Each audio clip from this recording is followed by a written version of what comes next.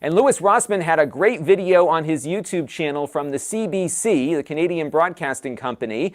They did an exposé where they brought a MacBook Pro with a dead backlight into the Apple Store for a repair. Now, you all recall a few weeks ago I had a very unhappy experience at the Apple Store. I kind of likened it to going to the DMV. It felt very bureaucratic, and at the end of the day, they wasted a couple hours of my time with no resolution to my issue.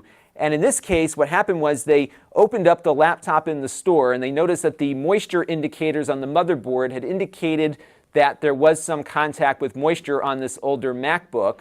And they immediately said they're going to have to replace the motherboard for $1,100, another $100 in labor on top of that. And they said there's also a chance you have to replace the display for another $780. And to some degree, they were kind of steering these folks into buying a new computer versus trying to repair the perfectly usable one they already had. So what they did here, the CBC, is they took the computer and brought it to Manhattan to Louis Rossman's shop. He opened it up and fixed it in all of maybe 5 or 10 minutes, and also indicated that those moisture indicators on the motherboard can actually be tripped up by just humidity in the air. And the older the laptop gets and the more humidity it's exposed to, the higher likelihood that your motherboard will show some kind of moisture contact, even though there wasn't any that would have caused any damage. So he found a broken pin on the connector to the display, he fixed it, and he said he probably wouldn't even have charged the person if they had brought the device in for repair to him. And this is just another example of some of the issues that people have at the Apple Store.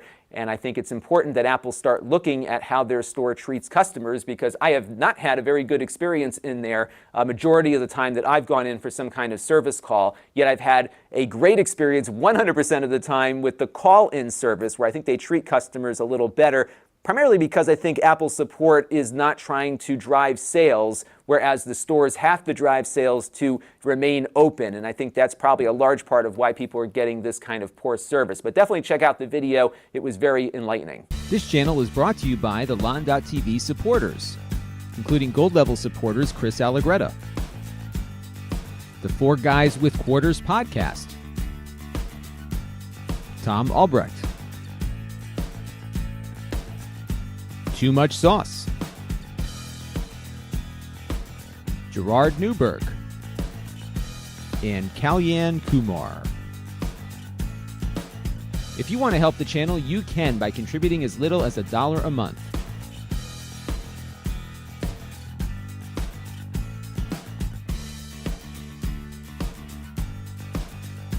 Head over to Lon.TV/support to learn more.